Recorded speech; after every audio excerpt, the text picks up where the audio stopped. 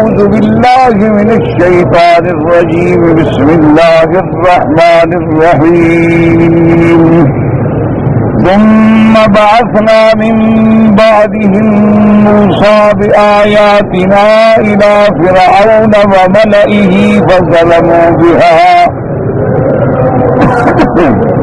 فانظر كيف كان عاقبة المفسدين وقال موسى يا فرعون إني رسول من رب العالمين حقيق على أن لا أقول على الله إلا الحق قد جئتكم ببينة من ربكم فأرسل معي بني إسرائيل قال إن كنت جئت بآية فأت بها إن كنت من الصادقين فألقى عصاه فإذا هي ثعبان مبين ونزع يده فإذا هي بيضاء للناظرين قال الملأ من قوم فرعون إن هذا لساحر عليم يريد أن يخرجكم من أرضكم فماذا تأمرون قالوا أرجه وأخاه وأرسل في المدائن حاشرين يأتوك بكل ساحر عليم. اللہ تبارک و تعالی نے سورۃ الاعراف کی ان آیات مبارکہ میں سیدنا موسیٰ علیہ السلام کا حصہ مبارک ذکر فرمایا. جیسے کہ الحمدللہ اب سابقہ دروس میں سن چکے ہیں کہ اللہ نے پہلے 5 پیغمبروں کے واقعات ذکر فرمائے، ان کی قوموں کے تکذیب اور ہلاکت کا ذکر فرمایا. اب اس قصے میں اللہ تبارک و تعالی نے سیدنا موسیٰ علیہ السلام کا قصہ ذکر فرمایا ہے، اور موسیٰ علیہ السلام اور سیدنا عیسیٰ علیہ السلام اور سیدنا ابراہیم الخلیل علیہ السلام کے واقعات جو ہیں قرآن میں مختلف صورتوں میں بار بار ذکر کیے. اس کی وجہ یہ ہے کہ جب ہمارے آقا سرکار دو جہاں سیدنا محمد الرسول اللہ صلی اللہ علیہ وسلم کا زمانہ آیا، آپ کی بعثت ہوئی، آپ کو نبوت ملی، تو موسیٰ علیہ السلام کے ماننے والے یہود بھی موجود تھے، عیسیٰ علیہ السلام کے ماننے والے نصرانی بھی موجود تھے، اور اپنے آپ کو ملت ابراہیمی کے ساتھ معلق کہنے والے مشرکین مکہ بھی موجود تھے. تو اس لیے اللہ نے ان کے واقعات کو زیادہ کھول کھول کے بیان فرمایا ہے تاکہ لوگوں کے لیے ہدایت اور لوگوں کے لیے عبرت کا ذریعہ بن سکے. اور دوسری بات یہ ہے کہ ان واقعات میں جو اللہ نے قرآن میں ذکر فرمائے ہیں، صداقت محمد مصطفیٰ، رسالت محمد مصطفیٰ صلی اللہ علیہ وسلم کی سب سے بڑی دلیل ہے. اب دیکھیں نا کہ مدینہ منورہ میں یہود آباد ہیں، بنی قریظہ، بنو نذیر، بنی قینقاع، یہ بڑے بڑے قبائل اور بڑے سرمایہ دار، ان لوگوں کو کم از کم اپنے پیغمبر کے بارے میں تو معلومات ہیں نا، یعنی وہ اہل کتاب بھی تھے، پڑھے لکھے بھی تھے، اس کے بعد بڑے سرمایہ دار اور دولت مند بھی تھے. تو اب اللہ کا پیغمبر سیدنا محمد الرسول اللہ صلی اللہ علیہ وسلم جب ان کو ان کے پیغمبر کے بارے میں خبر دیں جس کو اور کوئی نہیں جانتا اور کوئی ذریعہ بھی نہیں جاننے کا، تو صاف دلیل ہے کہ یہ اللہ نے وحی بھیجی ہے اور اللہ کا نبی سچا نبی. اس لیے حضور صلی اللہ علیہ وسلم کو سیدنا موسیٰ علیہ السلام، اسی طرح سیدنا عیسیٰ علیہ السلام بڑی تفصیل سے واقعات کا ذکر کیا گیا. یعنی آپ اگر قرآن میں نظر ڈالیں تو موسیٰ علیہ السلام کی ولادت سے لے کر نبوت تک اور نبوت سے لے کر آپ کے قوموں کے ساتھ بنو اسرائیل کے ساتھ فرعون کا مقابلہ، بنو اسرائیل کا لے آنا، ساری تفصیلیں ذکر کی گئی ہیں۔ اور اسی طرح سیدنا عیسیٰ علیہ السلام پہ نظر ڈالیں تو عیسیٰ علیہ السلام کی ولادت نہیں بلکہ بی بی مریم کی ولادت سے ذکر ہوا ہے، یعنی بی بی مریم کی ولادت، پھر بی بی مریم کی کفالت، پھر بی بی مریم کے بطن سے بغیر خامد کے عیسیٰ علیہ السلام کی ولادت، بڑی تفصیل سے ذکر ہے۔ حالانکہ قرآن پاک نے تو میرے مدنی سرکار دو عالم کی ولادت کا بھی ذکر نہیں کیا، یعنی سارے قرآن پاک میں حضور صلی اللہ علیہ وسلم کی ولادت کا ذکر نہیں آیا، حضور صلی اللہ علیہ وسلم کی والدہ کا ذکر نہیں آیا، حضور صلی اللہ علیہ وسلم کی رضاعت کا ذکر نہیں آیا۔ لیکن وجہ کیا تھی کہ یہود و نصارہ یہ دونوں قومیں موجود تھیں۔ یہود تو خیبر میں اور مدینے میں بھی آباد تھے، اور نصارہ جو ہیں اس وقت نجران میں آباد تھے، اور اسی طرح پھر نصارہ کی روم کی جو بہت بڑی طاقت ہے وہ نصرانیوں کی طاقت، اسی طریقے سے وہ صنعا اور یمن تک حبشہ تک نصرانیوں کا کنٹرول تھا، کیونکہ نجاشی جو ہے وہ بھی دین عیسیٰ علیہ السلام پہ تھا، اور اس کے بعد اس کو اللہ تبارک و تعالیٰ نے اسلام نصیب فرمایا۔ تو اس لیے اب ان واقعات کے بارے میں، اسی لیے جب نجاشی کے پاس حبشہ میں میرے آقا سرکار دو عالم صلی اللہ علیہ وسلم کے صحابہ پہنچے اور اس نے مشرکین مکہ کی شکایت پہ صحابہ کو بلایا، حضرت جعفر رضی اللہ تعالیٰ عنہ پہنچے تو سب سے پہلے اس نے یہی سوال کیا کہ بھئی تم اگر مسلمان ہو اور حضور صلی اللہ علیہ وسلم کی نبوت کو مانتے ہو تو سب سے پہلے مجھے یہ بتاؤ کہ بی بی مریم اور حضرت عیسیٰ علیہ السلام کے بارے میں آپ کا کیا عقیدہ ہے۔ تو حضرت جعفر نے جب اللہ کے قرآن کی تلاوت کی، حضرت جعفر نے جب سورت مریم پڑھ کے سنائی تو نجاشی کی آنکھوں میں آنسو آ گئے، اور اس نے کہا کہ واللہ مجھے خدا کی قسم ہے، میں یقین سے کہتا ہوں کہ جتنا کچھ آپ کی کتاب میں اور آپ کے نبی نے بتایا اس سے ایک حرف بھی ادھر ادھر نہیں ہے، آپ جنہیں جو خبر دی ہے وہ سچی خبر ہے۔ اس لیے اللہ تبارک و تعالیٰ نے سیدنا موسیٰ علیہ السلام اور سیدنا عیسیٰ علیہ السلام کے بارے میں بڑا کھول کے بیان کیا، اور حضرت سیدنا ابراہیم الخلیل، آپ نے دیکھا ہے کہ ابراہیم الخلیل علیہ السلام کا ذکر موجود ہے، آپ نے دیکھا کہ اسماعیل علیہ السلام اور پھر ان کی قربانی کا ذکر موجود ہے، آپ نے دیکھا کہ بشارت اسماعیل کا ذکر موجود ہے، بشارت عیسیٰ علیہ السلام کا ذکر موجود ہے، پھر اس حضرت خلیل کا اپنے باپ سے مناظرہ موجود ہے، پھر آپ کا نمرود سے مقابلہ موجود ہے، پھر آپ کا آگ میں ڈالا جانا موجود ہے، یعنی اتنی تفصیل سے بناء کعبہ موجود ہے اور آپ کی میناب قربانی موجود ہے۔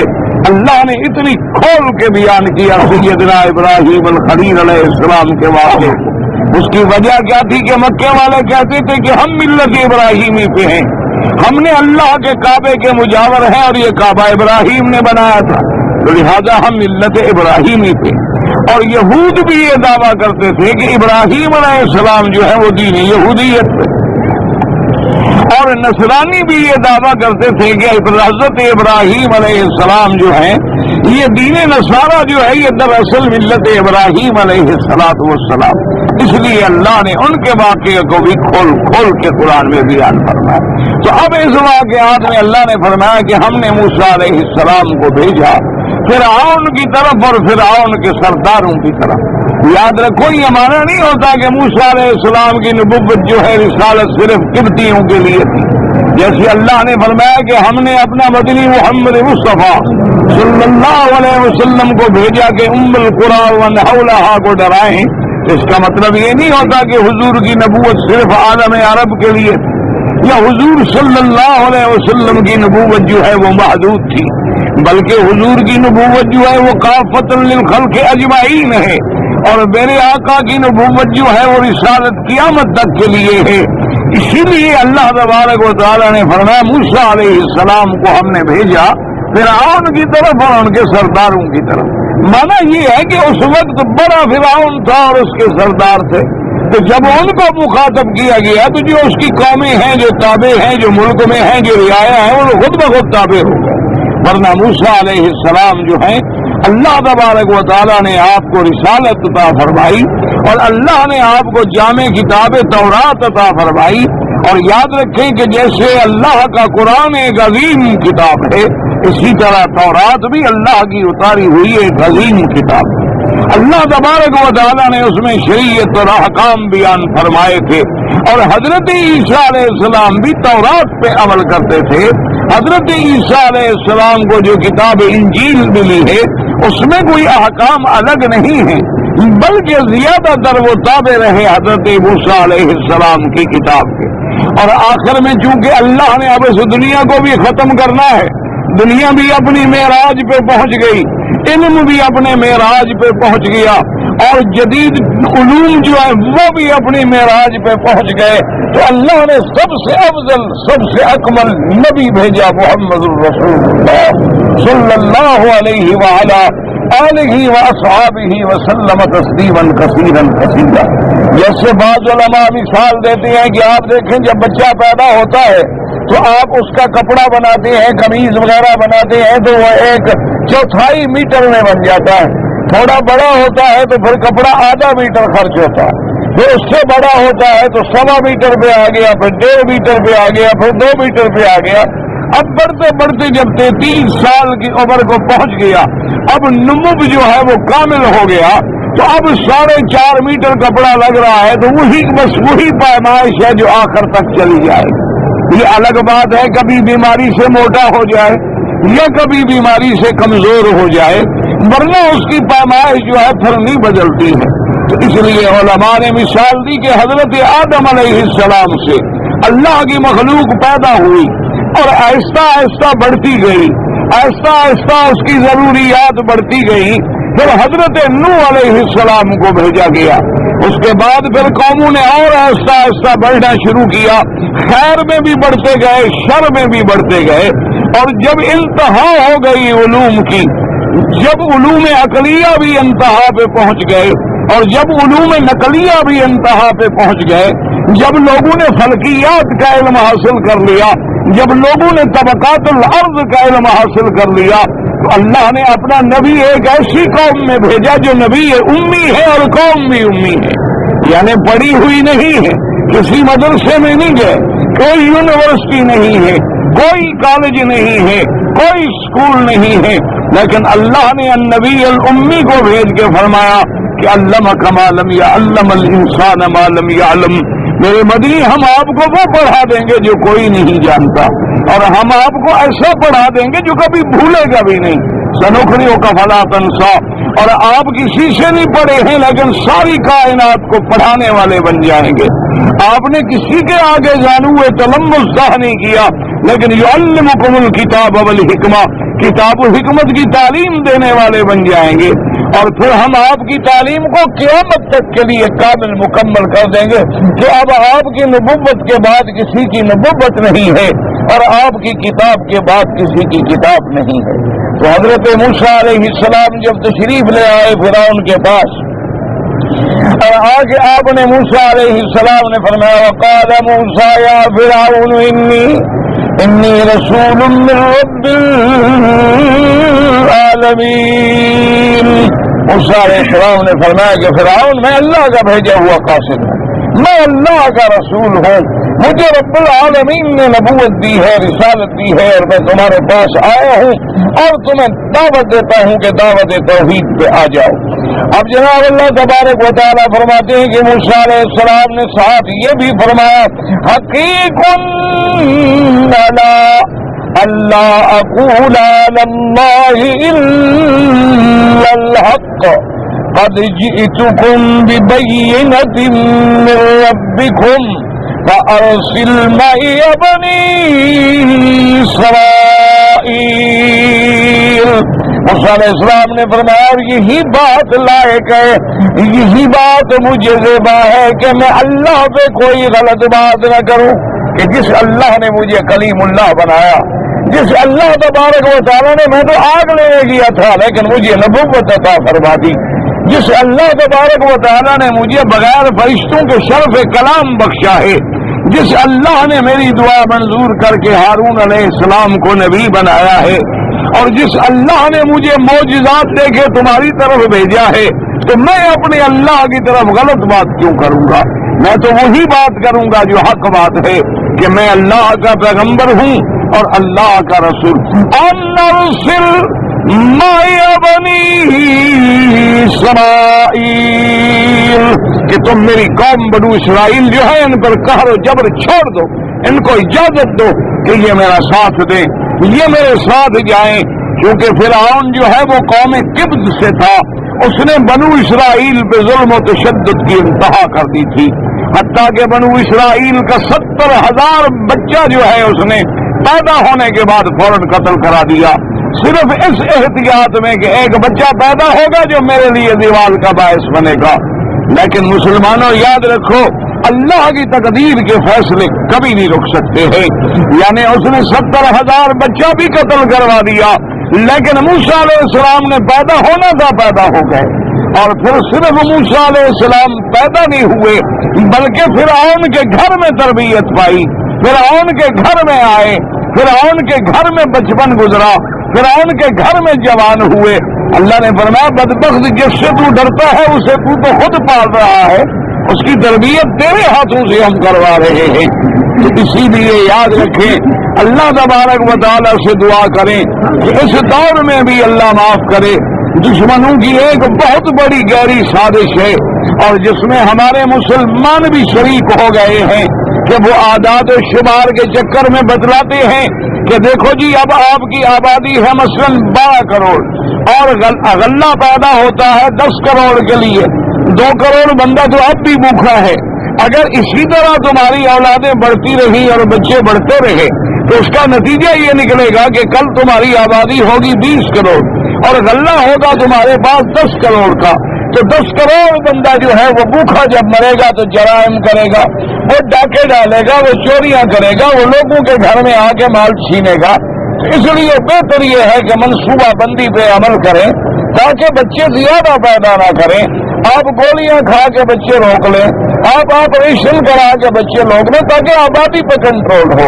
اگر آبادی حد سے بڑھ گئی تو لوگ مر جائیں گے، لیکن ان کو یہ بات بھول گئی کہ ہمارے آقا نے سرکار دو عالم صلی اللہ علیہ وسلم نے ہمیں بتلا دیا، اللہ نے قرآن میں کھول کھول کے بیان کر دیا کہ وَلَا تَقْتُلُوا أَوْلَادَكُمْ خَشْيَةَ إِمْلَاقٍ۔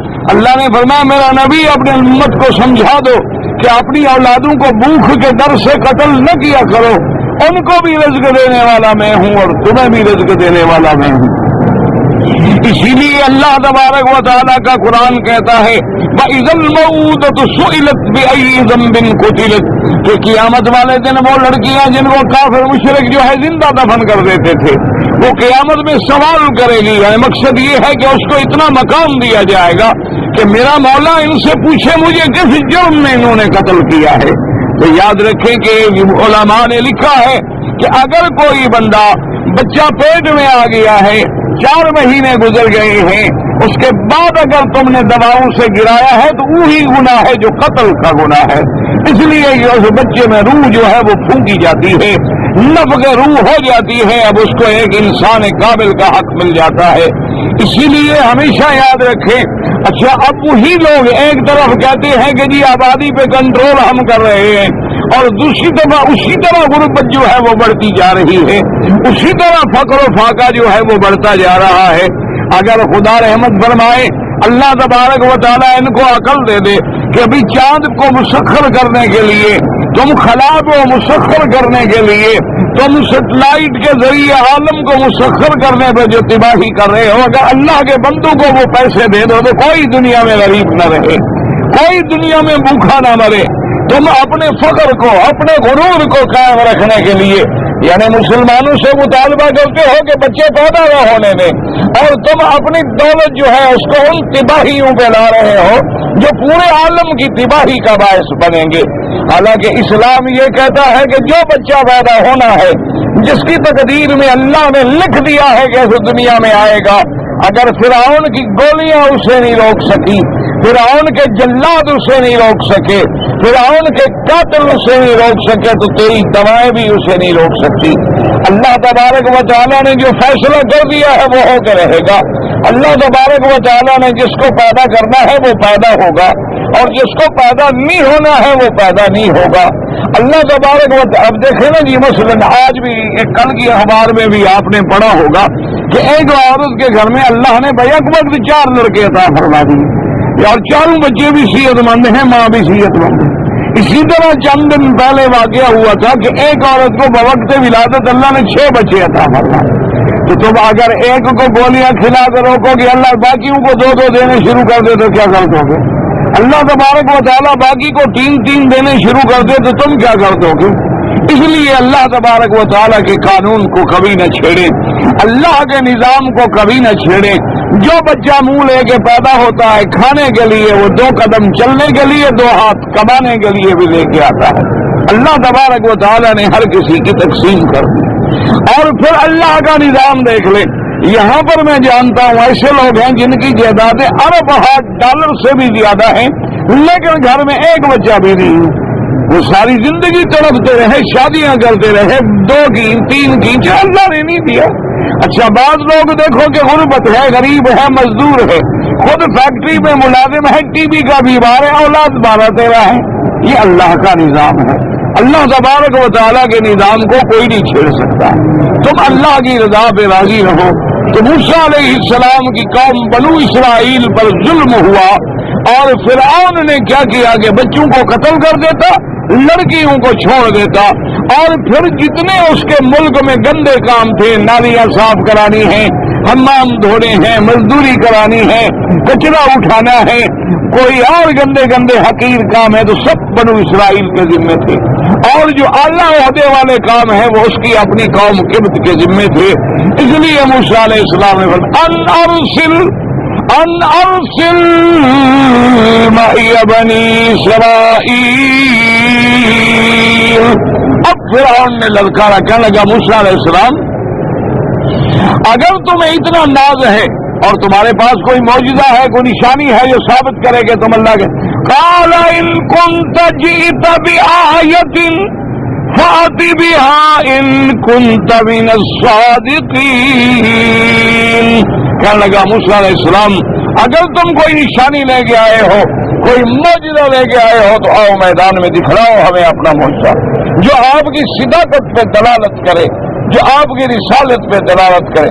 اللہ فرماتے ہیں فَأَلْقَىٰ مُوسَىٰ عَصَاهُ فَإِذَا هِيَ ثُعْبَانٌ مُّبِينٌ۔ موسیٰ علیہ السلام کے ہاتھ میں جو لکڑی تھی، آپ نے لکڑی پھینکی، بس لکڑی پھینکنے کے دور سے وہ ایک بہت بڑا اژدہا بن گیا۔ لیکن یاد رکھو قرآن میں کہیں آتا ہے ثعبان مبین، اور قرآن میں کہیں آتا ہے حیۃ تسعیٰ۔ حیا کہتے ہیں عام سانپ کو، اور ثعبان کہتے ہیں اژدہا کو۔ آج کہیں قرآن فرماتا ہے کہ وہ ایک سانپ تھا اور بڑا تیز دوڑنے والا، اور کہیں قرآن کہتا ہے کہ بہت بڑا اژدہا تھا۔ علماء نے لکھا ہے کہ یہ تعارض نہیں ہے کہ اللہ تبارک و تعالیٰ نے احوال مختلفہ ہیں۔ سب سے پہلے اللہ نے جب حکم دیا تھا کہ آپ کے ہاتھ میں کیا ہے، تو انہوں نے کہا تھا موسیٰ علیہ السلام نے، اللہ میاں آپ جانتے ہیں میرے ہاتھ میں عصا ہے، قال القی عصاک، قال کہاں فإذا هي حیۃ تسعیٰ، تو وہاں وہ ایک سانپ بنا اور دوڑنے لگا۔ اسی طرح جب فرعون کے مقابلے پہ آیا تو بڑا سانپ بن گیا، بات ایک ہی ہے، لکڑی ایک ہی ہے، اسی معجزے کی کیفیات جو ہے وہ علیحدہ ہے۔ اچھا خدا کی شان دیکھیں کہ اللہ تبارک و تعالیٰ نے فرعون چونکہ ظلم و تشدد میں بڑا معروف تھا، فرعون جو ہے اس کو کہتے تھے فرعون ذی الاوتاد، ایسا ظالم بادشاہ تھا کہ اپنے مخالفوں کو دیوار میں میخیں لگوا کے چلوا دیتا تھا۔ اللہ تبارک و تعالیٰ نے اس ظالم کے لیے کیا انتظام کیا، سانپ بھیجا۔ اسی سے اشارہ ہے کہ اگر تم ظلم کرو گے تو اللہ کی لاٹھی بھی برسے گی، اللہ تبارک و تعالیٰ کی لاٹھی بھی قوت میں آئے گی، کیونکہ یہ قاعدہ ہے اللہ کافر کو مہلت دے دیتے ہیں لیکن ظالم کو مہلت نہیں ملتی۔ ایک نہ ایک وقت جو ہے اس کے ظلم پر اللہ تبارک و تعالیٰ پکڑ لیتے ہیں۔ اب دیکھو کہ فرعون کو اپنی قوت میں ناز ہے، تو اللہ نے اس کا علاج کیا کیا؟ موسیٰ علیہ السلام کا ڈنڈا بھیج کے کہ یہ بگڑے تگڑے ایسے ٹھیک نہیں ہوتے، ان کے سر پہ جب تک ڈنڈا نہ لگے یہ ٹھیک نہیں ہوں گے۔ اس لیے اللہ نے فرمایا موسیٰ علیہ السلام ہلکا پھینکو اپنا عصا فإذا هي ثعبان مبین، وہ ایک بہت بڑا اژدہا بن گیا۔ قرآن نے تو ذکر نہیں فرمایا، لیکن بنو اسرائیل کی اپنی کتابوں میں یہ بات موجود ہے کہ فرعون ایسا ڈرا جب اس نے دیکھا نا ایک سانپ بن گیا ہے تو وہیں اس کے کپڑے بھی خراب ہو گئے۔ اس لیے اب جناب خائف ہے اور بالکل سانس ختم ہو گئی اور سانس اوپر کا اوپر رک گیا، خدائی وغیرہ ہوا شوات نکل گئی نا ایک سانپ دیکھتے ہوئے۔ جو دعویٰ کرتا تھا کہ میں خدا ہوں، جو دعویٰ کرتا تھا کہ میں تمہارا انا ربکم الاعلی۔ اس لیے اللہ فرماتی ہے کہ ظالموں غور کر لو، تم کو میں جب دولت دیتا ہوں، تم کو جب میں اقتدار کی کرسی پہ بٹھاتا ہوں، تم جب بڑے ظالم بن کے مجھے بھول جاتے ہو تو کبھی ایسے بھی میں ہوائیں نکال دیتا ہوں کہ پھر ایک اپنا موسیٰ بھیج دیتا ہوں، ہر فرعون ہے موسیٰ۔ اللہ تبارک و تعالیٰ نے موسیٰ علیہ السلام کو بھیجا۔ اب جب وہ تھوڑا ہوش میں آیا تو دوسرا معجزہ کیا تھا؟ وَنَزَعَ يَدَهُ فَإِذَا هِيَ بَيْضَاءُ لِلنَّاظِرِينَ۔ موسیٰ علیہ السلام نے ہاتھ کھینچا۔ اب یاد رکھیں یہاں قرآن ذکر نہیں کرتا کہ کہاں سے کھینچا، لیکن دوسری جگہ قرآن بیان کرتا ہے۔ یہی قاعدہ ہے کہ قرآن پہ سب پہ نظر ہونی چاہیے۔ القرآن یفسر بعضہ بعضا، قرآن اپنی تفسیر خود بیان کرتا ہے۔ ایک جگہ اجمال ہوگا تو دوسری جگہ تفسیر ہوگی۔ دوسری جگہ موجود ہوگا ادخل یدک فی جیبک تخرج بیضاء من غیر سوء۔ اللہ نے حکم دیا کہ حضرت موسیٰ علیہ السلام آپ اپنے ہاتھ کو اپنے دامن میں ڈالیں، اپنے قمیض کے دامن میں ڈالیں یا جیب میں ڈالیں، اور اس کے بعد جب باہر نکالیں گے تو ہم آپ کے ہاتھ کو روشن کر دیں گے۔ اللہ تبارک و تعالی نے یہ دوسرا معجزہ عطا فرمایا موسیٰ علیہ السلام۔ اچھا اسی سے یہ بھی بات سمجھ لیں کہ کوئی ظالم یہ کہہ سکتا تھا کہ جی ہاتھ سفید ہو گیا جیسے برس کی بیماری میں سفید ہو جاتا ہے۔ اللہ نے قرآن میں وضاحت کر دی وَأَدْخِلْ يَدَكَ فِي جَيْبِكَ تَخْرُجْ بَيْضَاءَ مِنْ غَيْرِ سُوءٍ، کہ تیرے ہاتھ کو ہم روشن کریں گے، کوئی بیماری نہیں ہوگی، وہ ہمارا معجزہ ہوگا۔ اس لیے حضرت ابن عباس رضی اللہ تعالیٰ عنہ فرماتے ہیں کہ وہ ایسا روشن تھا، سفید کا معنی یہ ہے ایسی روشنی تھی کہ پورا علاقہ جو ہے، پوری جگہ جو ہے وہ روشنی سے سب جگمگا جاتی تھی۔ حضرت موسیٰ علیہ السلام کے ہاتھ میں روشنی۔ اور اللہ کی شان دیکھیں گے، اللہ نے دو معجزے عطا فرمائے۔ ایک معجزے کا تعلق موسیٰ علیہ السلام کے بدن سے ہے اور ایک معجزے کا تعلق موسیٰ علیہ السلام کے ہاتھ میں پکڑی ہوئی لکڑی سے ہے۔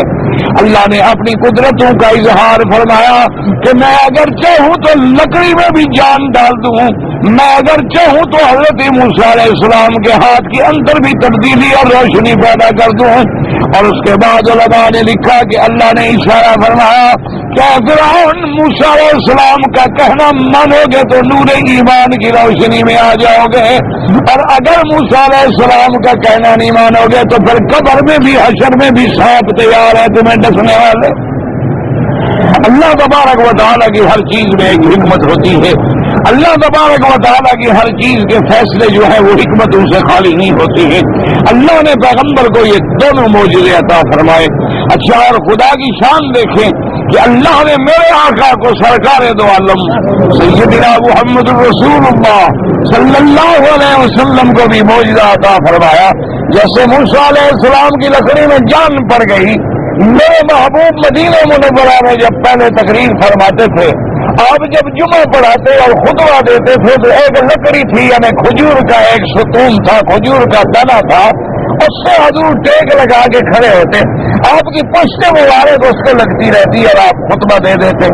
تو بعد میں ایک بی بی نے آ کے عرض کیا، ایک انصاری عورت نے آ کے عرض کیا کہ یا رسول اللہ صلی اللہ علیہ وسلم، میرے پاس جو غلام ہے وہ لکڑی کا بڑا اچھا کاریگر ہے، وہ درخان ہے، وہ لکڑی کا نجار ہے، اگر آپ اجازت دیں، آپ کو تکلیف ہوتی ہے کھڑے کھڑے، تو آپ کے لیے ہم ایک منبر بنا لیں لکڑی کا۔ حضور صلی اللہ علیہ وسلم نے اجازت دے دی۔ آپ نے فرمایا کہ ٹھیک ہے ممبر بنا لو، تو اس نے ایسا ممبر بنایا کہ جس میں 3 درجے تھے، یعنی 1، 2 اور 3۔ تو حضور صلی اللہ علیہ وسلم خطبے کے لیے جب تشریف لے آتے تو اس میں بیٹھ جاتے اور پھر کھڑے ہو کے خطبہ دیتے، اور درمیان خطبے میں حضور صلی اللہ علیہ وسلم بیٹھ جاتے۔ تو جب یہ سوانے کے بجائے آپ کے لیے وہ ممبر تیار کیا گیا تو صحابہ کہتے ہیں خدا کی قسم ہے ہم نے اپنے کانوں سے سنا، حضور جب تشریف لائے اور اس ستون کے بجائے ممبر پہ بیٹھے تو وہ ٹہنی جو تھی، وہ تنا جو تھا کھجور کا، رونے لگ گیا۔ اللہ نے اس کو بھی زندہ کر دیا جیسے موسیٰ علیہ السلام کی لکڑی کو زندہ کر دیا۔ اور دیکھا جائے تو ایک عظیم معجزہ ہے کہ وہاں تو سانپ بن کے دشمنوں کو ڈرانے کے لیے تھا، اور یہ لکڑی رو کے پھرا کے محمد مصطفیٰ صلی اللہ علیہ وسلم کی دلالت کر رہی تھی کہ حضور کی محبت کا یہ عالم ہے کہ اللہ لکڑیوں کے دل میں بھی محبت ڈال دیتے ہیں، اور اللہ تبارک و تعالیٰ جبل احد کے پہاڑوں کے پتھروں میں بھی محبت ڈال دیتے ہیں۔ کتنے شقی اور بدبخت ہیں وہ لوگ جن کے دل محبت محمد مصطفیٰ سے خالی ہیں۔ اللہ تبارک و تعالیٰ سے دعا کریں کہ اللہ ہمیں بھی حضور کی محبت میں کوئی ذرا حصہ نصیب فرما دے، اور آپ کی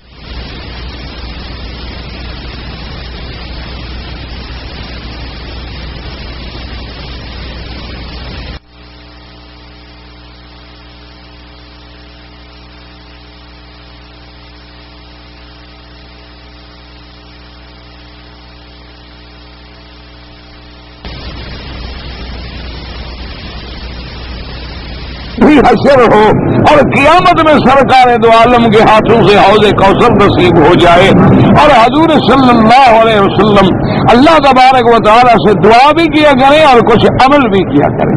دیکھو نا کہ اگر ایک لکڑی کو بھی پھرا کے نبی کا اثر ہے، اگر آپ کے دل میں بھی حضور کی محبت ہے، اگر آپ بھی ماشاءاللہ حضور کی محبت کے دعوے دار ہیں، اگر آپ بھی حضور کا کلمہ پڑھتے ہیں، حضور کا نام چومتے ہیں، حضور کے نام پہ ماشاءاللہ بڑے بڑے جلوس اور جھنڈیاں لگاتے ہیں، تو کبھی آپ نے حضور کی سنت پہ بھی عمل کیا ہے؟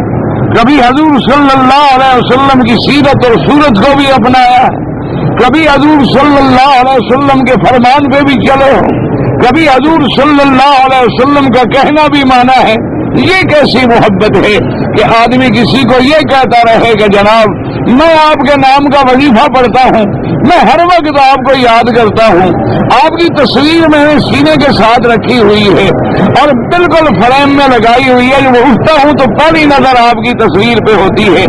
اگر وہ آپ کو بلائے جی میرے پاس تشریف لے آئے جی، وہ تو میرے پاس وقت نہیں ہے، وہ کہا اچھا میرا فلاں کام کر دینا کہ نہیں آج تو میں بڑا مصروف ہوں، وہ کہا اچھا جی فلاں کام کے لیے آپ کو فلاں جگہ جانا کہ نہیں جی وہ بڑا دور کا سفر ہے، معاف کرنا میں نہیں جا سکتا، ویسے مجھے آپ سے بڑی محبت ہے۔ اس سے بڑا نفاق کیا ہوتا ہے؟ منافق کس کو کہتے ہیں؟ منافق کا معنی یہ ہوتا ہے کہ ظاہر کچھ ہو اور باطن، منافق کی تصویر آپ جانتے ہیں، منافق کس کو کہتے ہیں؟ جس کے 2 رخ ہوتے ہیں، ظاہر کا رخ کچھ ہوتا ہے اور اندر کا رخ کچھ ہوتا ہے، وہی منافق ہوتا ہے۔ اب اسی طرح آپ اندازہ لگا لیں کہ ہمارا ظاہر کا رخ تو یہ ہے کہ ہم حضور کے غلام ہیں، ہم مدینے والے کے غلام ہیں، ہمیں مدینے والے سے محبت ہے، ہمیں مدینے والے کی شفاعت کے بغیر جنت ہی نہیں ملنی، ہمیں مدینے والی سرکار کا نام آ جائے تو ہم اپنی انگلیاں چوم لیتے ہیں، اور دوسری طرف عمل یہ ہے کہ داڑھی رکھو ہو جی تو بیوی راضی نہیں ہوتی، نماز پڑھا کرو ہو جی میرے اکثر کپڑے خراب رہتے ہیں، فجر کی نماز میں مسجد نہیں آتے جی، ڈیوٹی رات کو کرتا ہوں چھٹی دیر سے ہوتی ہے، نیند آ جاتی ہے۔ اچھا بھی سود نہ کھایا کرو، زکات دیا کرو جی، زکات میں 2.5% کٹ جاتے ہیں، سود میں 7.5% کا فائدہ ہو جاتا ہے، مولوی صاحب کوئی عقل کی بات کرو۔ ویسے ہمیں حضور سے محبت ہے تو اتنا بڑا منافق کون ہوگا؟ اور پتہ ہے منافقوں کا ٹھکانہ اللہ نے جہنم میں سب سے نیچے رکھا ہے، یعنی وہ تو کافروں سے بھی نیچے ہے۔ ان المنافقین فی الدرک الاسفل من النار، اللہ فرماتے ہیں کافروں کے لیے ہم نے سب سے نیچے ٹھکانہ رکھا ہوا ہے۔ یہ تو کافروں سے زیادہ خطرناک ہے کہ ظاہر میں اسلام اور اندر میں کفر، ظاہر میں محبت اور اندر میں عداوت، ظاہر میں دعویٰ ہے عشق کا اور اندر میں بغض ہے، ظاہر میں دعویٰ ہے کہ جی سبحان اللہ اور جی ہم تو حضور کے عاشق ہیں، اور جی حضور کے نام کا دیکھیں نا جی ہم نے ماشاءاللہ اپنے گھر کے نام پر حضور کا نام لکھا ہوا ہے، اور اندر نماز، اور جی نماز تو خیر نہیں ہوتی، کبھی کبھی میں جا کے مسجد میں پڑھا تو بچے نوجوان ہیں وہ ذرا نہیں پڑھتے. بیوی جی وہ تو بڑے گھر کی لڑکی ہے, اس نے تو نماز کبھی پڑھی ہی نہیں ماشاءاللہ. اچھا, اور بڑے گھر والوں سے جا کے پوچھو نا جی کا بڑے جی آپ کے جو بڑے بڑے لوگ ہیں نا ماشاءاللہ, یہ آپ کے جو ملا ہیں یہ جو ہے نا جی, ان سے جا کے پوچھے ان کی کوٹھیوں میں کہ کعبہ شریف کی طرف کہتے ٹھہرو میں باہر جا کے ذرا سورج دیکھا ہوں. یعنی گھر میں رہتے ہوئے کعبے کا پتہ نہیں. اللہ تبارک و تعالی ہمارے حال پہ رحم فرما دے, اور دعویٰ ہمارے اس کا ہے. اس لیے یاد رکھیں کہ ایسی باتیں جو ہے نا منافقت کہلاتی ہیں. اللہ تبارک و تعالی منافقتوں سے بچا لے. اب موسیٰ علیہ السلام کا تو اللہ نے اپنے نبی کو کیسا معجزہ دیا کہ وہ لکڑی جو تھی وہ رونے لگ گئی. صحابہ کہتے ہیں حضور اتر آئے ممبر سے, جا کے ستون کو سینے سے لگایا, سینے سے لگا کے کھڑے رہے, اور صحابہ کہتے ہیں ہم سن رہے ہیں کہ جیسے چھوٹا بچہ روتے روتے روتے روتے چپ ہو جاتا ہے, وہ بھی روتے روتے چپ ہو گئی حضور صلی اللہ علیہ وسلم کے سینے کے ساتھ لگنے کے ساتھ. اسی طرح آپ دیکھیں کہ حضور پاک صلی اللہ علیہ وسلم کے بارے میں بی بی صاحبہ کہتی ہیں کہ جب حضور تشریف لے آتے تو رات میں گھر میں روشنی ہو جاتی تھی. تو اللہ تبارک و تعالیٰ نے آپ کو تو مستقل روشنی عطا فرمائی. اسی لیے فرماتے ہیں نزا یدہ فاذا ہی بیضاء بیضاء للناظرین قال الملأ من قوم فرعون ان هذا لساحر علیم. یاد رکھو یہاں اختصار ہے. دوسری جگہ ہے کہ سب سے پہلے فرعون نے کہا. جب فرعون نے کہا تو جو 7 وزیر تھے وہ تو بادشاہ کے تابع ہوتے ہیں نا, وہ تو بادشاہ کے تابع جو بادشاہ کہے گا. وہ ایک مثال مشہور ہے نا جی کہ اپنا ملا دو پیادہ جو تھا نا وہ ایک بادشاہ کا مصاحب تھا. ایک دن بادشاہ کہنے لگا کہ مولوی صاحب یہ کدو جو ہے سنا ہے بہت اچھی سبزی ہے. تو اب مولوی صاحب تعریف میں شروع ہو گئے. کہا جناب کیا پوچھتے ہیں, کدو تو بہت نفیس سبزی ہے, بہت اعلیٰ سبزی ہے, اور کدو تو ہر بیمار کو دیتے ہیں اور ہر بیماری میں شفا کا ذریعہ بن جاتی ہے, اور بڑی لطیف غذا ہے اور بہت خوبصورت اور بہت بہت تعریف.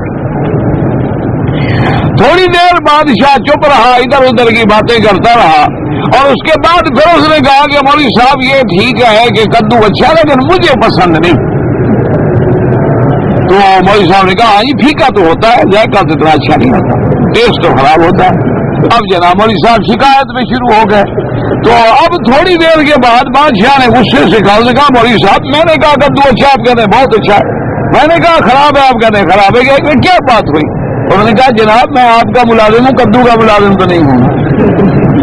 میں آپ سے تنخواہ لیتا ہوں تو میں نے آپ کی بات کہنی ہے, جو آپ کہیں گے میں کہوں گا. کدو کا ملازم تھوڑا ہوں کہ میں سچی بات کروں. تو اس لیے ہمیشہ یہ یاد رکھیں کہ اس قسم کا نفاق جو ہے نا جی وہ وہی تھا کہ فرعون نے جو کہا نا کہ جادوگر ہے, تو قال الملأ من قوم فرعون, وہ جتنے بڑے بڑے وزراء بیٹھے انہوں نے کہا یہ بہت بڑا جادوگر ہے. انہوں نے کہا موسیٰ علیہ السلام نبی نہیں, ان ھذا لساحر علیم, یہ جادوگر ہے اور جادوگر بھی بڑا پڑھا لکھا. یہ عام جادوگر نہیں, وہ زمانہ تھا جادوگروں کا, اس زمانے میں بہت جادوگر تھے. اب دیکھیں نا کہ نبی کے معجزے کا کوئی مقابلہ نہیں, اللہ کے نبی کے معجزات کا کوئی جواب نہیں. جواب کیا ہے کہ جادوگر ہے. جیسے آج بھی کسی قبر پرست کو آپ تقریر کریں, آپ بھی آپ کسی قبروں کو جھکنے والے کو تفسیر کریں, آج آپ غیر اللہ کو پکارنے والے کو قرآن سنائیں, سارے دلائل سننے کے بعد آخری فیصلہ یہ کہے گا وہابی ہے. بھائی تم چھوڑو وہابی ہے, گلابی ہے, کئی بلا ہے, یہ بتاؤ کہ قرآن پڑھا اس نے کہ نہیں. یہ بات قرآن میں موجود ہے کہ نہیں ہے, وہ وہابی ہو کوئی بلا ہو, چھوڑو تم اس کو. تم نے تو یہ دیکھنا ہے کہ وہ جو بات کہہ رہا ہے وہ قرآن میں ہے, وہ جو بات کہہ رہا ہے وہ حدیث رسول عربی صلی اللہ علیہ وسلم میں ہے. اگر ہے تو آمنا و صدقنا, اگر نہیں ہے تو خلاص بات ختم ہو گئی, ہم نے نہیں ماننی ہے. یہ تو ہم نے نہیں دیکھا ہے نا. اسی لیے عربوں کا محاورہ ہے کہ فانظر الی ما قال, تم یہ دیکھو کہ اس نے کیا کہا ہے. لا تنظر الی من قال, تم اس کو نہ دیکھو کہ کہنے والا کون ہے. بعضوں کا چھوٹا آدمی ہوتا ہے, بڑی کام کی بات کہہ جاتا ہے. بعض آدمی ایک چھوٹا سا بچہ ہوتا ہے, لیکن وہ ایسی بات کہہ جاتا ہے جو بڑے بڑوں کے دماغ میں بھی نہیں آتی. عرب کا وفد ایک بادشاہ کو ملنے گیا. ایک چھوٹا سا بچہ ان کے ساتھ تھا, کوئی 5-4 سال کا بچہ تھا, بدو بچہ, جنگل میں رہنے والا, کوئی سکول نہیں, کوئی آپ کی ایلیٹ کلاس کا بچہ بھی نہیں تھا کہ جس نے بڑے بڑے کالجوں میں اور یونیورسٹیوں میں اور بڑے بڑے انگلش میڈیم اسکولوں میں پڑھا ہو. بالکل جنگلی پہاڑی بچہ. تو اب بادشاہ کے سامنے جب وفد کھڑا ہوا تو بادشاہ کے جو وزیر تھے یا مشیر تھے انہوں نے کہا کہ من المتکلم, تم میں سے کون آدمی ہے جو اپنے مطالبات پیش کرے گا؟ ایک آدمی آگے بڑھے اور بادشاہ سے بات کرے, کیونکہ اب سارا وفد تو بات نہیں کرے گا, لازمی بات ہے کہ ایک بندہ بات کرے گا. تو جب اس نے کہا نا کہ کون بات کرے گا تو بچہ کھڑا دوڑ کے آ گیا, کہتے ہیں نا میں بات کروں. تو اس ADC نے جناب بچے کو پکڑا, اس نے کہا ادھر آ جاؤ. اس نے سب بچہ ہے نا, بچہ بیچارہ سن کے اس کے منہ میں بھی آ گیا کہ میں بات کروں گا. تو اس نے پکڑ لیا بچے کو, کہا کہ بیٹا ادھر ہو جاؤ. کیسے بچہ عجیب آدمی ہو, کیا بات کر رہے ہو؟ بڑے کھڑے ہیں, بادشاہ سے بات بڑے کرتے ہیں, تم 4 سال کا بچہ بات کرو گے. تو اس نے جناب ہاتھ تھا نا مارا اس کو ADC کو, تم ادھر ہو جاؤ. بل کو نہیں سا اکبر من سلیمان, میں ہد پرندوں سے چھوٹا نہیں ہوں, تیرا بادشاہ سلیمان سے بڑا نہیں. اگر ہد سلیمان سے بات کر سکتا ہے تو میں تیرے بادشاہ سے بات نہیں کر سکتا. یہ کیا بات کر رہے ہو؟ انہوں نے کہا میں ہد پرندوں سے کوئی چھوٹا نہیں اور تیرا بادشاہ حضرت سلیمان سے بڑا نہیں. تو اگر ایک پرندہ جو آگے اللہ کے پیغمبر سے اور بادشاہ سے بات کر سکتا ہے تو میں بات کیوں نہیں کر سکتا؟ بادشاہ نے کہا بات سنو, ان کی بات سنے بغیر یہ جو چاہتے ہیں سب منظور. جو قوم اور قبیلہ ایسے عقل والے بچے پیدا کرے ان کی ہر بات میں سننے کے لیے تیار. اس لیے بعض اوقات ایک بچہ بھی بات کہہ دیتا ہے, بعض اوقات دیوار پہ لکھی ہوئی ایک نصیحت بھی کام آ جاتی ہے, بعض اوقات اخبار کے اوپر کوئی ایک آدھا جملہ لکھا ہوتا ہے, اس سے آدمی کا بھلا ہو جاتا ہے. اس لیے یہ نہ سوچا کریں. تو اب فرعون کے سرداروں نے کیا, انہوں نے کہا جی جادوگر ہے لیکن ہے بڑا جادوگر.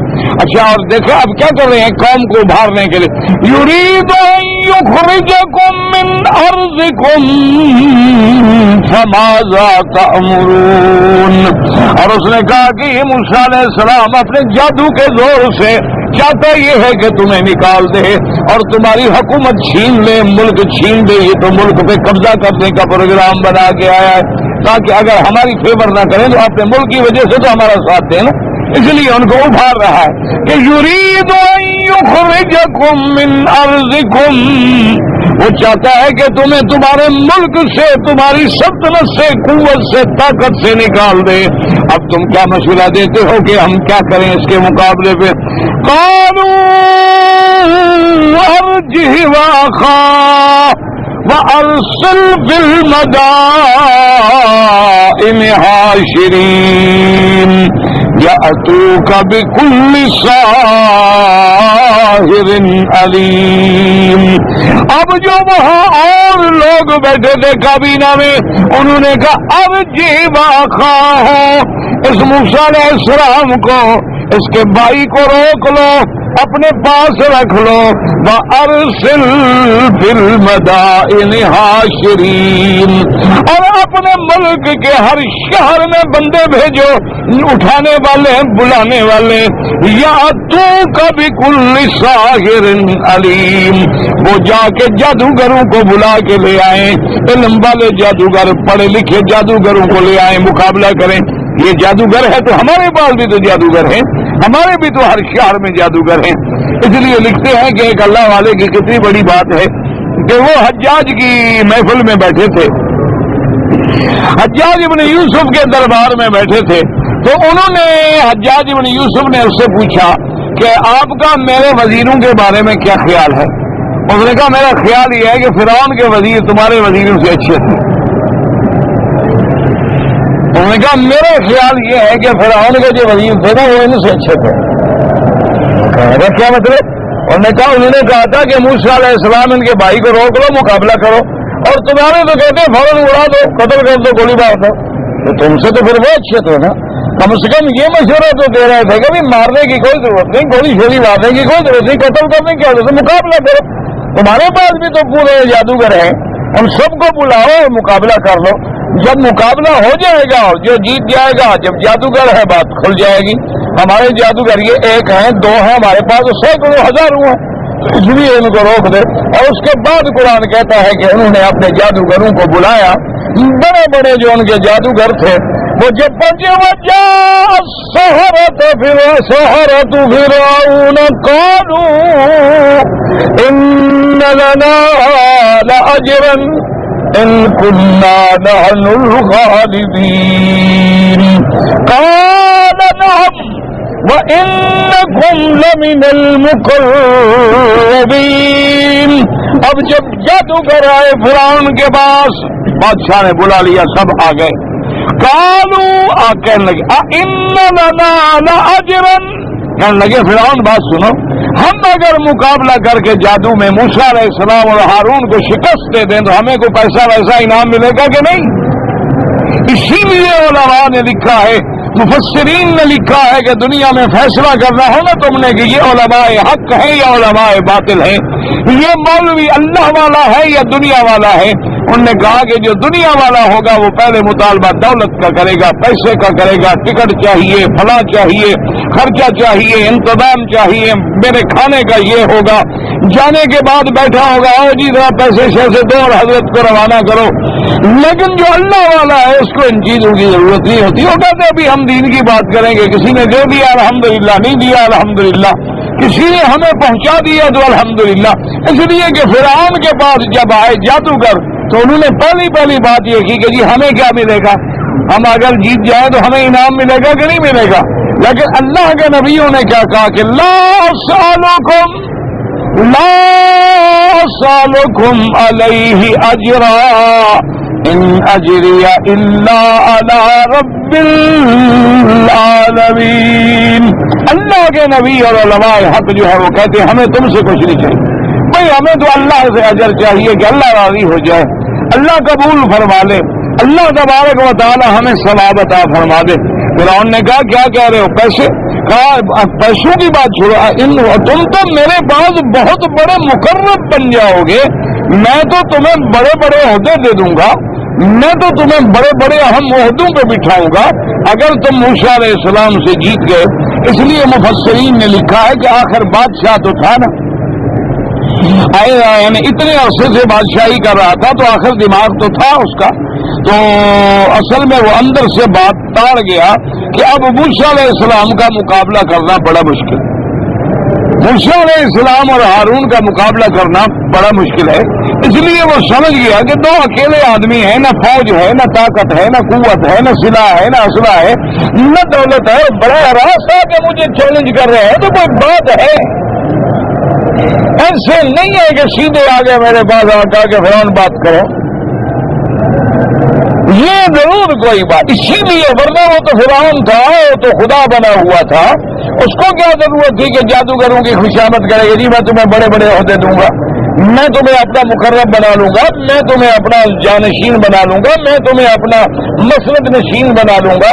اصل وجہ یہ ہے کہ وہ موسیٰ علیہ السلام کا ڈر تھا، موسیٰ علیہ السلام کا روپ تھا. اور اسی لیے علماء نے لکھا ہے کہ جیسے میرے آقا نے فرمایا، سرکار دو عالم سیدنا محمد رسول اللہ صلی اللہ علیہ وسلم نے فرمایا کہ نصرت بالرعب مسیرۃ شہر، کہ اللہ نے مجھے معجزہ دیا ہے کہ میں جب چلتا ہوں دشمن کے خلاف تو 1 مہینے کا صبر ابھی باقی ہوتا ہے اور اللہ کافروں کے دل میں روک ڈال دیتے ہیں. اسی لیے علماء نے لکھا ہے کہ ہمیشہ یاد رکھو کہ تم قرآن والے بن جاؤ تو محمد مدنی کے غلام بن جاؤ. تم قرآن و سنت کا دامن پکڑ لو، ایک ہاتھ میں قرآن کی تلوار ہو اور دوسرے میں سنت محمد مصطفیٰ کی تلوار ہو، اور پھر ڈٹ جاؤ، کسی سے نہ ڈرو. اللہ والے نے حق والوں کا روپ ڈالا ہے. اللہ تبارک و تعالی جب حق آتا ہے تو باطل خود بخود مٹ جاتا ہے، اس لیے گھبرانے کی ضرورت نہیں ہوتی. اس لیے فرعون کے ساحروں نے جب یہ کہا تو کہنے لگا کہ ہاں بالکل ٹھیک ہے. قال نعم وَإِنَّكُمْ لَمِنَ الْمُقَرَّبِينَ، بالکل عہدے بھی ملیں گے، پیسہ بھی ملے گا، دعوت بھی ملے گی، بس تم اللہ کے نبی کا مقابلہ کرو، فکر نہ کرو. پھر حلوہ بہت منت منوتیوں کے ڈھیر لگا دیں گے. فکر نہ کریں. جب باطل کا کام ہوگا نا جی پھر 11ویں شریف ملے گی, 7 جمعراتوں کے کھانے ملیں گے, کل شریف ملیں گے. وہابیوں کو کیا ملے گا؟ مر گیا بس. انا للہ و انا الیہ راجعون. بھائی وہابی کو تو یہی ملتا ہے نا کہ بندہ مر گیا, انہوں نے کہا جی انا للہ و انا الیہ راجعون, دعا کرو جی اللہ مغفرت کرے. اچھا جی اللہ مغفرت کرے. مزے تو ادھر ہے نا جناب کے 30ویں دن کل شریف, پھر 7 جمعراتیں شریف, پھر 40واں شریف, پھر 3 شریف, 10واں شریف, حضرت جعفر کے کونڈے شریف, اس کے بعد جناب عرس شریف, اسی طرح میلاد شریف, رجبی شریف, معراج شریف. کھانا ہی کھانا ہے, مزے ہی مزے ہے نا. کوئی ایک دن خالی جاتا ہے دن جناب, دن جو ہے شب, ہر رات شب برات اور ہر دن جو ہے یوم عید. ہر وقت ماشاءاللہ یعنی کوئی نہ کوئی ایسی بات چلتی رہے گی کہ جس میں ہر وقت کھانے پینے کا بہترین اندر. اچھا اور یہ بھی مزیدار بات ہے نا جی, اب جمعراتے ہوں, بندہ مر گیا, باپ مر گیا, دادا مر گیا, ماں مر گئی, کسی کی بیوی مر گئی, تو اب یہ ہے کہ اس میں بھی یہ نہیں ہے کہ بھئی جو گھر میں ہو کہتے نہیں جمعراتے جو ہے نا اس میں فلاں کھانا پکانا ضروری ہے. یہ میں نہیں کہہ رہا, اللہ کے کعبے میں باقاعدہ کتاب میں وصیت میں لکھا ہوا ہے کہ جب میں مر جاؤں تو میری جمعراتوں میں کیا کیا پکانا ہے. یہ میں اللہ کے کعبے میں بیٹھ کے خود نہیں جھوٹ بول رہا, نعوذ باللہ ثم نعوذ, اللہ معاف کرے. یعنی جو کتابوں میں کتاب الوصایا میں باقاعدہ وصیت میں لکھا ہے کہ میں مر جاؤں تو میری قبر پہ تم نے کیا کیا پکانا ہے, اس میں باقاعدہ مینو دیا ہوا ہے. جیسے ہوٹل میں ہوتا ہے نا مینو پیش کرتے آپ کو کہ سر آپ نے کیا کھانا ہے, تو اس لیے ہمیشہ یاد رکھیں. اچھا اور وہابیوں کے پاس کیا ہے جی, ایک بندہ مر گیا, انہوں نے کہا جی فلاں مر گیا, اچھا انا للہ اللہ مغفرت. اور جی آپ کا فلانا ہم کا جو کھانا تیار کرو اس کے گھر میں پہنچاؤ, یعنی اور کھلاؤ, یہ نہیں کہ کھاؤ. جن کا مر گیا ہے ان کے گھر میں جا کے کھانا دے, وہ تو ہاں بھی کہتے ہیں الٹا کھلاؤ. یہ مسئلہ بڑا ٹیڑھا ہے. اس لیے جو ہے نا حق سے ایک ان کا تھا, ایک رافضی تھا مولوی اسماعیل, مر گیا اللہ معاف کرے, تو پڑھا لکھا مولوی تو تھا, بس بیشیا ہو گیا. وہ مجھے ایک دفعہ ٹرین میں ملا, ایسی اتفاق سے بات ہوگی. میں نے کہا تم بڑے اچھے پڑھے لکھے آدمی ہو, میں نے سنا ہے تم نے دارالعلوم دیوبند سے بھی دور حدیث پڑھا تھا, یہ تم کیا کر رہے ہو؟ اس نے کہا مولوی مکی صاحب آپ کا جو مسلک ہے نا, خاص طور پہ یہ اہل سنت, اور اہل سنت میں بھی آپ لوگ جو وہابی ہیں نا, دیوبندی وہابی تبلیغ, یہ بڑے سخت ہیں. داڑھی چھوٹی ہو تو پھر بھی اعتراض, کپڑا ذرا سا گھٹنے کے نیچے ہو جائے پھر بھی اعتراض, ٹوپی جناب یوں رکھ لیں تو پھر کہیں گے جی آج مولوی مکی ٹوپی الٹی پائی ہوئی سی, پھر بھی اعتراض. اس نے کہا کسی عورت کو دیکھ لو پھر بھی اعتراض. کہا میں نے ایسا مذہب اختیار کیا جو مرضی ہے کرو, ایک کے بجائے 50 عورت رکھ لو, 100 عورت رکھ لو, 2 لڑکے ساتھ رکھ لو, کوئی نماز نہ پڑھو, کوئی مسئلہ نہیں. بنا لی راضی تو جنت ایسی بس. میں کہا آپ نے تو ایسا مذہب اختیار کیا نا مولوی مکی صاحب کہ آپ پر تو ہر جگہ چوکیدار بیٹھے ہوئے ہیں, پہلا لگا ہوا ہے کہ آپ چل کیسے رہے تھے, جوتا کون سا پہنا ہوا تھا, آپ کے پاس جو انگوٹھی تھی وہ کون سی تھی, اس میں نگ کون سا لگا ہوا تھا, آپ کی گھڑی جو ہے اس میں سونا تو نہیں تھا, آپ کے بٹن جو ہے جناب اس میں تو کوئی گڑبڑ نہیں تھی.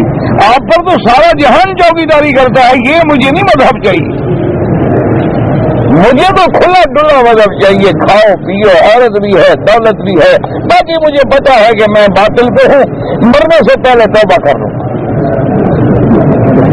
میں کہا بدبخت پتہ ہے تمہیں توبہ کا موقع بھی ملے نہ ملے, کر گئے وہ اللہ کی مرضی.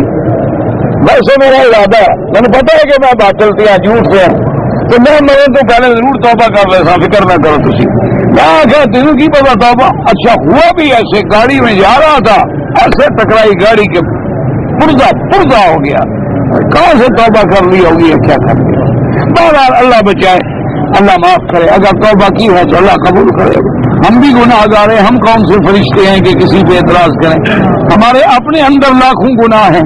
اللہ تبارک و تعالی ہر حال پہ رحمت کرے, اور جنہوں نے توبہ نہیں کی اللہ ان کو توبہ کی توفیق دے. لیکن یاد رکھو یہ جو خشک مذہب ہوتا ہے نا جی, دیکھو نا خشک نوالا اندر بڑا مشکل جاتا. اگر مکھن لگا لو فوراً ہضم. اس لیے جب سنت کی بات کرو، توحید کی بات کرو نا جی، تو چہرے پہ یار بندہ قرآن تو پڑھتا ہے لیکن داتا صاحب کا دشمن ہے، سارے پیروں کو نہیں منتا، نکلنا مشکل ہو جاتا ہے. جو توحید ہو نا جی، تو سنت ہو، وہ تو خشک مضمون ہے نا، وہ کیسے اندر جائے؟ اور بدعت کا تھوڑا سا مکھن لگا لو، اور جناب سبحان اللہ قبروں پہ کھڑے ہو گئے تھوڑا سا اور ذرا جناب چوری بنا لو، اور تھوڑا سا جھوم جھوم کے نعت بھی سنا تو سبحان اللہ ماشاء اللہ مولوی جناب پہنچا ہوا، طریقت بھی جان ہے تو شریعت بھی جان ہے، دو جائے گلا جان ہے. انا للہ و انا الیہ راجعون. بہرحال دعا کرو اللہ ہمیں قرآن و سنت دے، اللہ ہمیں شرک و بدعت کے جنگلوں سے بچا لے، اللہ ہمیں حضور کی غلامی میں رکھے. بس اگر کوئی آدمی اپنے ماں بھائی کی طرف سے، باپ کی طرف سے عمرہ کرے بالکل کرے، کوئی منع نہیں، اور ضرور کرے. ماں باپ کے لیے زندہ ہے تو خدمت کرو، اور اگر ماں باپ مر گئے ہیں تو ان کو راضی کرنے کا طریقہ ہی یہی ہے، ان کے لیے حج کرو، عمرے کرو، مسجدیں بناؤ، نل لگواؤ، خیراتیں کرو، صدقے بنواؤ، جہاں پانی نہیں لوگوں کو پانی پلاؤ، تاکہ اللہ تمہارے والدین کے درجے بلند کرے.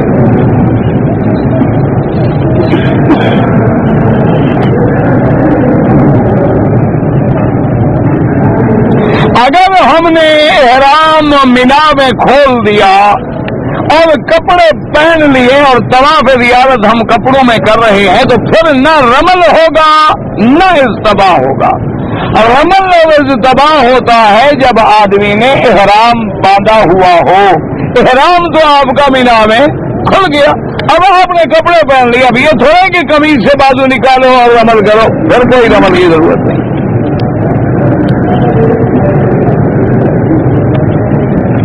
اگر نفل نماز میں یا تہجد کی نماز میں ہم سجدے کے عالم میں کوئی دعا مثلا پڑھے، رب انی مغلوب فانتصر، رب انی مسنی الضر وانت ارحم الراحمین، جو قرآن کی دعائیں ہیں، تو وہ بطور دعا پڑھ سکتے ہیں. ایک ہوتا ہے بطور تلاوت قرآن پڑھنا، ایک ہے بطور دعا پڑھنا، جیسے پڑھتے ہو ربنا آتنا فی الدنیا، تو یہ بطور دعا پڑھ رہے ہیں آپ، بطور قرآن یا بطور منزل نہیں پڑھ رہے آپ.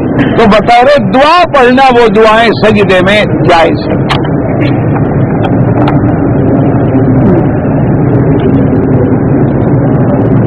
تبلیغ میں ایک سبحان اللہ کا ثواب جو ہے وہ 7 لاکھ تک پہنچاتے ہیں. یہ کہاں سے ثابت ہے؟ تو آپ تبلیغ والوں سے پوچھیں گے پہنچاتے ہیں، جو پہنچاتے ہیں آپ ان سے پوچھیں. مجھ سے کیوں پوچھتے ہیں؟ اچھا آپ ثواب گھٹانے کے لیے بیٹھے ہوئے ہیں؟ ہاں جی، تو اللہ نے آپ کو اسی لیے پیدا فرمایا کہ ثواب کم کرو، ان کو پہلے فرمایا کہ ثواب زیادہ کرو. تو فیصلہ آپ خود کر رہے حق پہ کون ہے؟ قرآن کہتا ہے کہ نہیں واللہ یضاعف لمن یشاء، کہ میں ثواب جس کے لیے جتنا بڑھا دوں. قرآن کہتا ہے انما یوفی الصابرون اجرہم بغیر حساب، کہ صبر کرنے والوں کو قیامت میں جو بدلہ دوں گا اس کا حساب ہی کوئی نہیں ہوگا، وہ تو حد ہی کوئی نہیں ہوگی.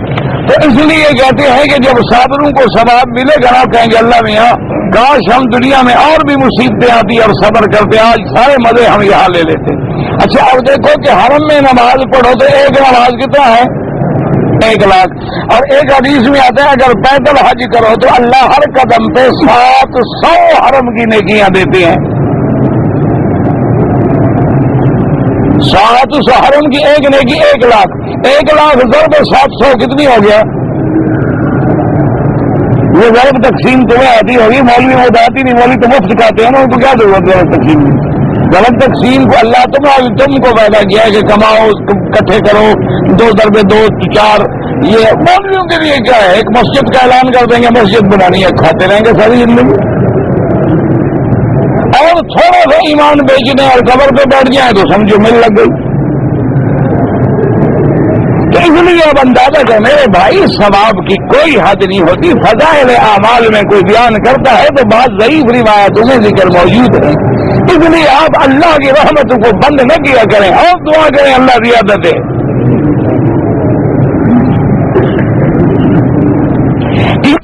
لڑکے کا نام عرفہ حبیب، یہ تو کوئی نام نہیں ہے بھائی. اپنے آپ کو عرفہ اونچا سمجھنا اور جو باقی کو نیچا سمجھنا، یہ کوئی نام ہے؟ حبیب کافی ہے، بس وہی نام رکھو. یہ عرفہ برفہ نکال دو، صرف حبیب بہت ہے. ان میں کوئی ایسا مدرسہ ہے، بڑے مدرسے ہیں، خیر المدارس ہے، قاسم العلوم میں بڑے بڑے مدرسے ہیں بھائی. کہتا ہے جی ایک مولوی صاحب گزرے ہیں شروی، انہوں نے قرآن کی ہے نا احد عشرہ کا لفظ آتا ہے قرآن میں، وہاں سے دلیل نکالی ہے کہ 11ویں پر دلیل ہے. تو یعنی یوسف کے بھائی بھی 11ویں کرتے تھے. ہاں جی نہ، ایک 11ویں والا پیر ان سے بعد میں پیدا ہوا پہلے. ہاں جی یعنی آپ بتائیں یوسف علیہ السلام پہلے تھے یا پیر پہلے تھے؟ تو ان کے بھائی جو ہے وہ 11ویں کیسے بناتے تھے؟ پیر ہی پیدا نہیں ہوا ابھی تو، ہزاروں سال کا فاصلہ. اچھا دوسرا، تم نے 11ویں والے اچھے بندے ڈھونڈے ہیں نا، انہوں نے بھی تو یوسف کو کنویں میں ڈالا تھا، تم پتہ نہیں کیا کرو گے. وہ 11 جو تھے نا 11ویں والے، انہوں نے بھی تو یوسف علیہ السلام کو جا کے کنویں میں ڈال دیا اور کھوٹے پیسوں میں نبی کو بیچ دیا. تم پتہ نہیں کیا کرو گے، اللہ ہدایت دے.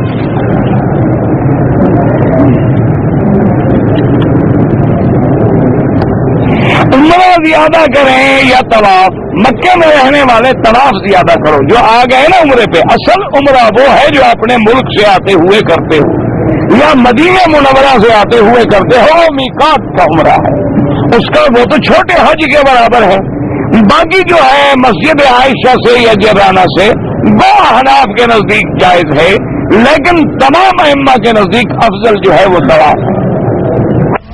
اپنے نبی کے صحابہ کے بعد محدثین کے ذریعے اور پھر محدثین کا علماء کے ذریعے علم بنایا، تو فرقہ بندی جو ہے، فرقہ بندی تو کہیں بھی نہیں ہے.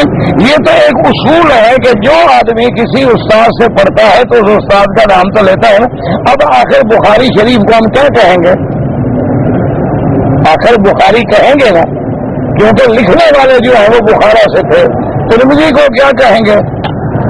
کیوں؟ ترمذ سے تھے. تو یہ تو ایک فطری سی بات ہے، فرقہ تو نہیں ہے.